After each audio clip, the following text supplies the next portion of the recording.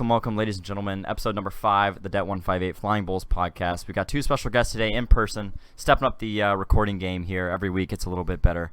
Thank you for joining us. If you come back every single week, we really appreciate it. If we got any people new that are listening, have never listened before, again, we appreciate it. Check out our socials. We'll plug them at the end. But we got 2 special guests today. We got Cadet Barnes and Cadet Rust.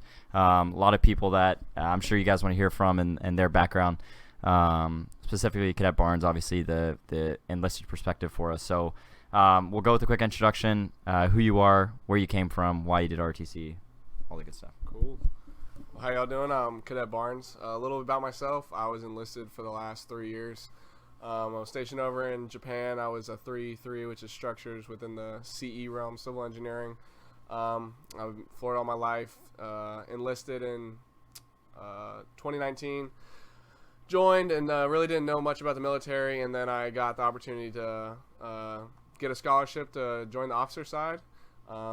Took it head on, and now I'm here with these guys. So this is my first year in the program. Got one more year left with them, and hoping to commission in May 2023. So hand over to Russ. Awesome. I'm Cadet Rust, Peter Rust. I don't know what to say. I'm Cadet Rust. I'm from Lakeland, Florida. I've been in the program for 3 years now. I'm now a flight commander. I was Deputy Operations Group Commander first semester. I really enjoyed the job, but I'm definitely enjoying being a flight commander now. But that's pretty much what I do in ROTC. Sweet. So again, a little different perspective this week. We've had a couple other people on the podcast, all of them AS300s that started as 100s. So we really haven't had somebody that has come into the program that was new. I know you can talk about that a little bit.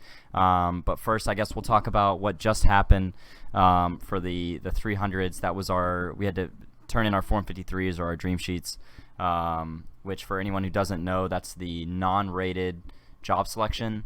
Everyone's required to do one regardless if you go rated or not. And you're looking at anything from civil engineering, public affairs, force support, chemistry, biology, like whatever job in the Air Force, right? There's so many of them. But that's where you're going to fill it out. You're going to put in your top 5 selections, or what is it, 6? I don't know, 6 selections. Exactly, yeah. So your top 6 selections, and then how you put in like maybe 5 sentences. Yeah, 5 sentences worth of explanation on why you want those jobs. Probably the most important paragraph of your life. No pressure. But no, it works out very well. It was a little confusing this semester, right? We had a lot of changing deadlines. The website went down for a while. There's a lot of drama with that. I'm sure Cadre would love to hear about that more because we haven't yelled enough about it. But no, they worked as well as they could. There was nothing they could do. There were issues with the website, technical problems. But hopefully next year it'll run smoother for the 300s. But yeah, both of us are trying to go pilot, so I know you had a little different thinking behind what you wanted to do. Give us a little insight as to why you picked the jobs you wanted and where you want to go moving forward. Yeah, to start off on the process, I honestly thought, other than the technical difficulties, it was honestly pretty easy once you got on the website. It was all laid out, simple drop-down tabs, go to the next page, do the same thing. I actually want to go OSI, which is a specialty career field, so my number 1 I didn't have to put on my Form 53, but I do not have a rated slot, so this form means a little more to me than these guys. They're hoping to get rated. So yeah, my number 1, I went airfield ops, just kind of something that I always looked at on the outside world that I was interested in doing. Obviously OSI is my number 1, but I just wanted to be happy with what I was doing and content when I got out of the military. But I tell all these guys and people in our class all the time, when you enlisted or even get to see the perspectives of officers, that switching jobs in the Air Force isn't hard. They send out forms every year with opening slots, percentages, and where you can move after your 3 years is up. So a lot of us are stressing it, and it's nice to get the dream, that job you want first. But again, we talk about it all the time. We're here to be officers. We're here to lead people. So I don't know. That's my little perspective on it. It kind of depends on the job too. Yeah. So some jobs allow you to leave the career field easily, and some keep you in there, like intelligence. I know Major De Jesus talks about it. If you go Intel, you're probably going to stay Intel. And that's basically because they're man critically. So expected more manpower in the career field, and they don't have it. So getting out of the career field is a little more difficult. But again, not knocking Intel. If that's what you want to do, that's great. But that's just a little caveat on the negative side of that, or even security forces, for example. It's hard to get out of versus something like FSS. Colonel went financial first, and then became a Wizzo. Exactly. So I think Colonel's a great example of switching up from finance to Wizzo, right? And it's the two opposite spectrums of the Air Force. So that's definitely one person to talk to about cross-training if you have any questions. Yeah, no, I mean, at the end of the day, it's just a lot of political red tape in terms of trying to get it done, and there's a lot of different steps you have to do in terms of getting your security clearance and all that stuff. But again, the NCOs help you out a lot with those. Shout out to the NCOs. They're amazing, and they still do great work for us every day. So they're kind of the unsung heroes with all the paperwork. Obviously, we all know that. But at the end of the day, you put in your stuff. The Air Force tells you what you're going to do, right? You can say you want your number one, and most times people get it. But sometimes, unfortunately, you can't because of the needs of the Air Force, and you get what they tell you to do. But in most cases, we've heard that if you get your number one or number two selection, that's a win for the Air Force. So definitely seriously consider making sure that you're number 1 and 2 at least. Probably 1, 2, 3 are like I would be completely willing and love to do those jobs, and then the rest you can kind of put whatever you'd be okay with doing. But again, your ACE instructors will talk to you about that more before you get there. But we'll transition a little bit since we have you here. You have that enlisted experience, right? Cadet Betancourt as well. There's a couple others that have that as well, but in our class specifically. And yours is very recent. So again, you'll be going to field training this summer, but you already went obviously through BMT. What are some things that you took from that, and you've from your active duty experience, and you've taken that into ROTC? What are some similarities, some differences, and some things that you've had to change about yourself to deal with ROTC rather than being on active duty? I mean, whatever you want, really. It's open book. Yeah. So I'm very happy with how ROTC was running. It's not something that I expected. I know Cadet Russ was one of the first people that helped me out get the gist of things, where it was actually ran, ROTC commander down to the group level to squadron level, and I thought that was pretty neat because it actually gave a smaller insight of how a base is ran. Again, from first person perspective, being enlisted, I've been in CE. I got to see other squadrons work, so it just gave I think a very good relative aspect to the real Air Force. And then we get to do all types of forms in the Air Force that you see on the daily. Enlisted officer side, no matter what, EPRs, OPRs, writing bullets, 1206s, memorandums, and they do. I think that staff. I think we do a pretty good job of getting that stuff done.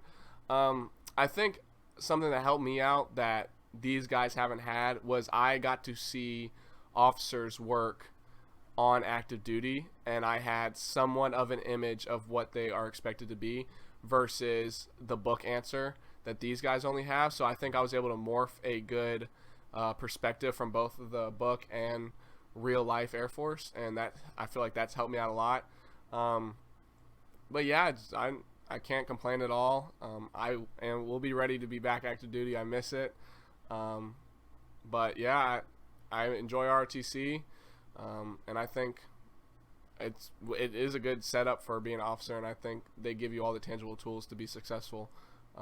If you take it serious and you take in everything that they hand you. So, is there anything you expected, like coming into ROTC? Is there anything you expected that would happen, or that you learned and that was just completely not? Or is there anything that you learned that you just didn't know before? Or, whatever it might be, something that surprised you about ROTC. I mean, anything, whether it be active duty or not. I mean, there's probably something in there. I think that how structured it was honestly surprised me. I'm happy that it's as structured as it is, but I didn't think it was going to be as smooth as it is right now. And obviously we have like little things we just talked about, the technical difficulties with the 453, but like other stuff than that, like it's ran smooth. I know Colonel Montgomery's doing a great job, like swinging the program to upwards. But yeah, I mean, I was honestly impressed. There wasn't really anything that I expected that didn't happen yet. All stuff that I wasn't expecting were all positive. So that's all I have to say. Awesome. Yeah, I know if you guys have any questions, obviously, I'm sure Cadet Barnes and Cadet Betancourt from our class will be willing to talk to you guys. And there's other active duty personnel that are here or that were prior enlisted that are doing this. And obviously the cadre are active duty, so they can come and answer your questions about it, whatever. But that's a good intro about switching over from active duty. And unfortunately, there's not unless you talk to alumni, you can't really get the feeling of switching from ROTC over to active duty. So it's kind of one thing that I think we all hear stories about it, but until we actually do it, I don't think there's much to prepare us for it. You can ask alumni all you want, but there's really nothing to prepare you for until you get there. Yeah, so estimating 9 April, unless something changes. Sticks number 2, I know if the 200s that came to the first sticks, I thought it was a great experience for everyone. I know I was one of the volunteers that helped.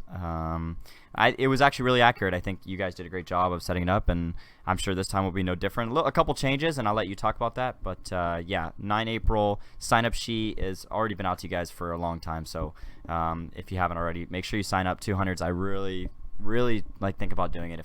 If you were one of the people who were able to get an EA this semester, I really take advantage of this because there's so many people that will not be able to. So just take advantage of sticks, and it's really going to help you prepare. So Russ, if you want to go into that a little bit. I also urge you, even if you didn't get an EA allocation, if you're going to come back as an AS 500, I still recommend doing it because obviously any of the training is going to prepare you if you have to redo FTP year. But definitely, like Cadet Kill was saying, I highly recommend going out to it.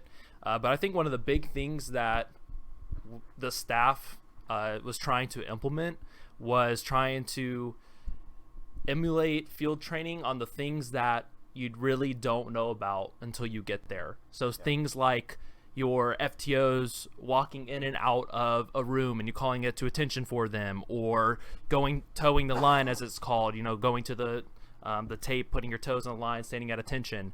The little things that we can't really train in ROTC, we really wanted to try to emulate, so it wasn't just you're being thrown into field training and you've never seen these things. So like the new thing we implemented where we had the POC flight. While we were marching, we had the POC flight, marching along, getting in the way, being very loud, obnoxious, because when you're marching around a field training, there's going to be 30 other flight commanders with 30 people flights, and it's going to be extremely loud. So if you're not, that's why we emphasize so much here at Lead Lab to be very loud, because if you're not, then your flight's not going to know what to do.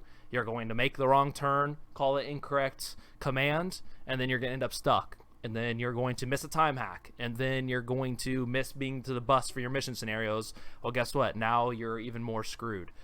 So it's just those little things we're really trying to emphasize on STX. We, as a staff, we spent many hours making these LPs for it, and we just really think about, like, okay, what did we do at field training that we didn't get training for, and we were most surprised, and we tried our best to emulate that. So definitely it's a good way to, obviously there's no real way to simulate field training. You're going to go there and there's going to be things that are surprising and stuff that you just can't plan for. But if you're a little bit more prepared, then you're better off for it. So you're only going to get as much as you put in. So I recommend coming to that. So STX2 is going to be 4 to 5 hours longer. It's going to be a longer one. Originally, we reached out to 2 different other detachments near us, and we were hoping that we could get other FTP cadets to participate. So that, once again, that's another thing where you don't know these people around you, and you're expected by the first day to know everybody's names, where they're from, and give accountability. It's easy to give accountability when you've been around your peers for 2 years. Or you know them extremely well because you see them 2 to 3 times a week. But you're going to meet people that are from completely different states, that have completely different backgrounds, and you're expected to get to know them quick. So we thought it'd be a cool idea to reach out to other schools, have them bring their cadets over, not only their FTP cadets, but also bring over some POC. So now you have POC you completely have never seen before screaming and yelling at you. And how are you going to react to that? Because you're put in a situation where you're uncomfortable, where normally at Lead Lab you might get comfortable because you've been doing it for so long. But unfortunately, both the schools, they reached back saying that they weren't able to do it for whatever reason. So it will just be DET 158, but we're going to change things up, but there's also going to be a lot of it that is similar to the first STX, just longer. And I know a lot of feedback from the FTP is that they love the first STX, but also that it's tiring. Well, that was a short day compared to days at field training. And there's a whole week of mission scenarios which are a lot more physically involved.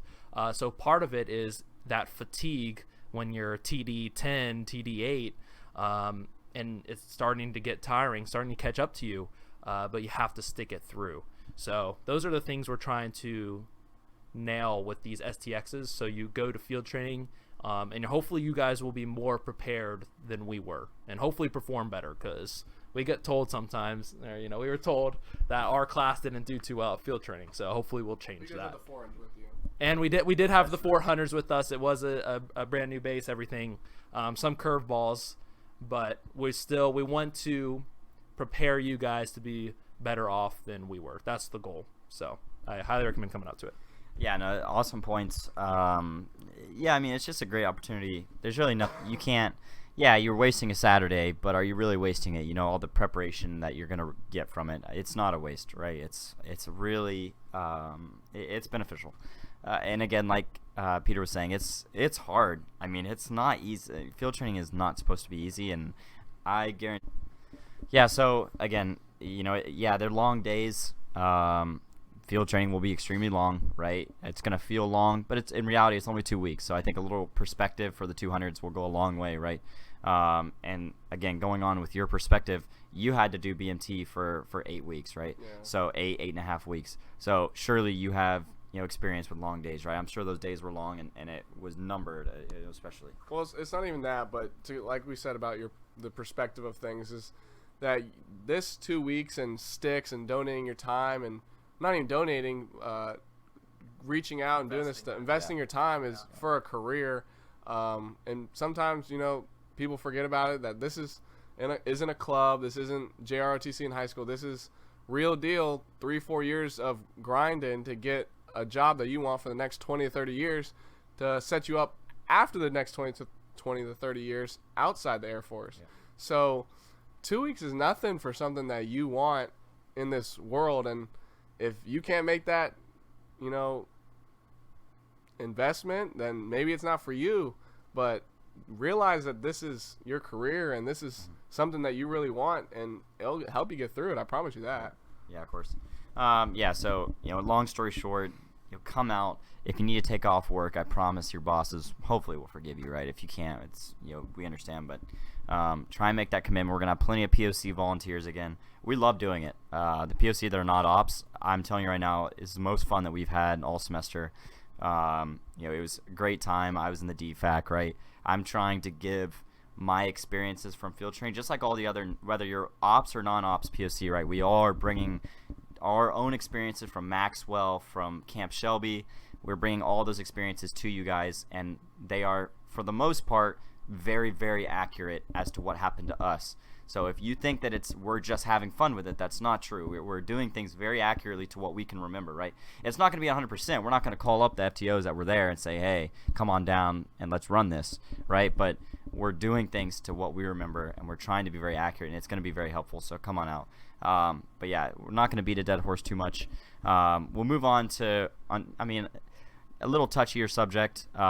Obviously, EAs just came out last week. You guys, the news was delivered by Colonel to all the 200s. And if we have any 200s listening, congratulations if you did get one. If you did not, there's always options, and we'll talk about that. To what we know, right? Cadre will know more than us. They'll know your situation extremely well. They have all the numbers. They know everything. So talk to them, but we'll try and go through some things that we know, if you didn't get an EA, what the options are. And if you did get an EA, please be respectful of the people who did not get an EA, right? It's a very selective program, and I'm sure that it's a rough time for people who did not get an EA. So, be respectful of that, be mindful of that as you move along. But again, some of the other options, right? Number one, you already mentioned it being a 500. That means redoing your 200 year. So you would come back as a 200 again and go through the program once more, or the year once more. And I don't believe we had anybody from our class. Vera did it. Oh, no, I'm talking about in the 200 class right now that came back from our class, came back 200 year. Like that are 200s right now that were from our class. I don't think so. But again, yeah, Cadet Vera had it.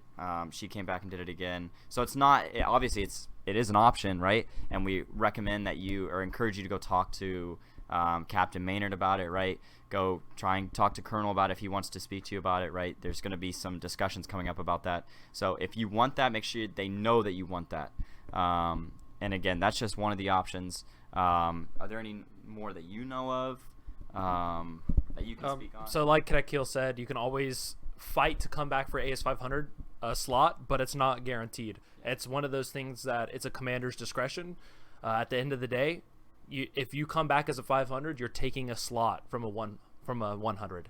So it's something that shouldn't be taken lightly. If you're given an AS500 slot, it's because Colonel believes that you have the potential to become a great officer, and that it's worth possibly taking a 100 slot to give you a second chance. That being said, not every single person who wants to be a AS500 is going to be a AS500. There might only be 5 or 6 500s slots available. So the people that didn't get one will be competing for that AS500 slot. But there's also, and from us being here for a little over 2 years, a lot of people go to Army, Navy, Marine Corps. So you can always serve in one of the other branches too. Enlist Or you can some people enlist, or you can go through officer training school, finish out your degree, graduate, get your bachelor's, and then apply for officer training school, which is a very competitive thing to go to. I know a lot of time they like master degrees, but it is another possible way to commission. So there's always multiple things that you can do. But if you really want it, fight hard for it, and eventually it might work out for you.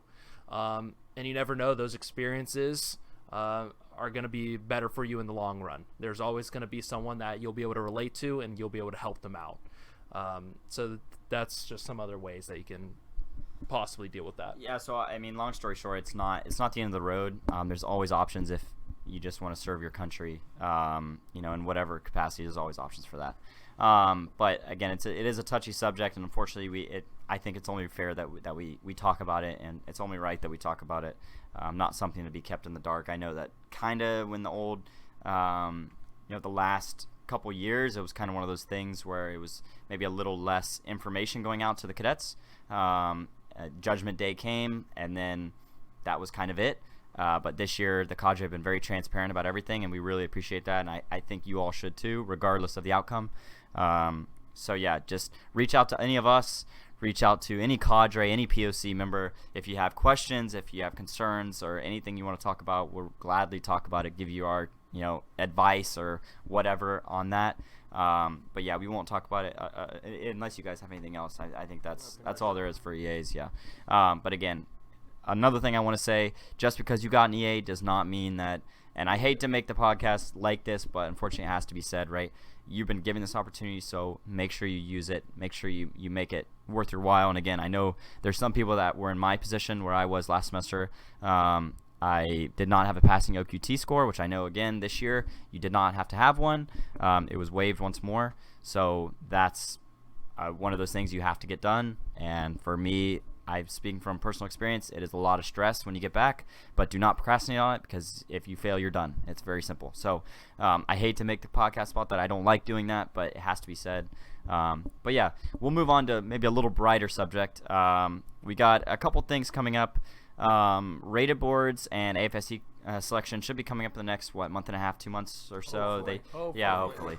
They gave us a time frame of May, or middle May kind of, but it's always changing. I know Captain Maynard said something about April today, but he might be pulling an April Fool's joke on us. That's just our take on it.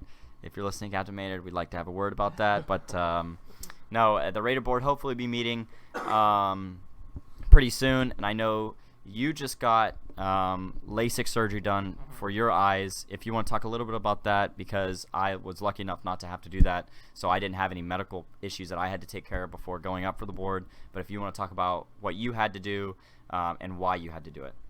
Definitely. Yeah, so I first heard about it my 100 year because I knew there was a 400 who was getting a pilot slot who had to get LASIK. So I kind of inquired a little bit through him about that. But other than that, there wasn't a lot of the information was pretty vague on whether you had to get it or not.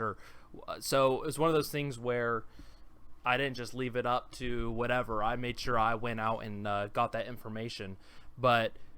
And there's a lot of people in our class who didn't know they were disqualified for pilot until after the rated board met, and they found out, oh, I thought I could go for a pilot slot, but I couldn't, and it ended up being their eyes or other things.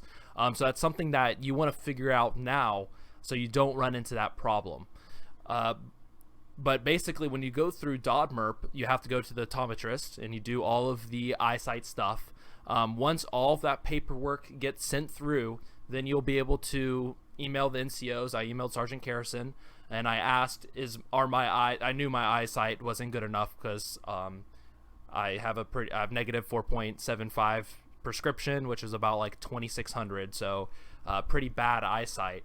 So I knew I was going to be disqualified, but I emailed Sergeant Carrison, and I just said, hey, Sergeant Carrison, am I disqualified for pilot? And can I get LASIK? What is the process for that? And basically, Sergeant Carrison told me, yes, you're disqualified for pilot and CISO, but you can get LASIK. And if everything is good and you get LASIK, then you will be able to go for pilot and CISO. So there's a form you have to get from Sergeant Carrison. You go to a LASIK place or PRK. There's different surgeries you can get for corrective vision. You go to the doctor. They do the evaluation on your eyes, and they fill out that paperwork. You give that paperwork back to Sergeant Carrison or the NCOs, and they will send it up to the Surgeon General. The Surgeon General will look at the parameters of what the doctor said about your eyes, and they'll say either, okay, the cadet is approved to get the surgery, or no, the cadet's not approved to get the surgery. Thankfully, in my case, the Surgeon General came back and said, Cadet Russ looks good, he can get the surgery. Once I got the okay to get the surgery, I made the date, and I went and got my LASIK surgery. So the doctor recommended I got LASIK, so that's what I went with. But there's other options like PRK. I know Captain Maynard, he got PRK when he was in ROTC. So the procedure was fairly simple, but one thing to note is it is pretty expensive. It cost a little over $4,000, and the Air Force won't pay for it because you're a cadet. If you're active duty and you're going for pilot, or you are a pilot and your vision's getting worse, they'll pay for it. They'll have it taken care of.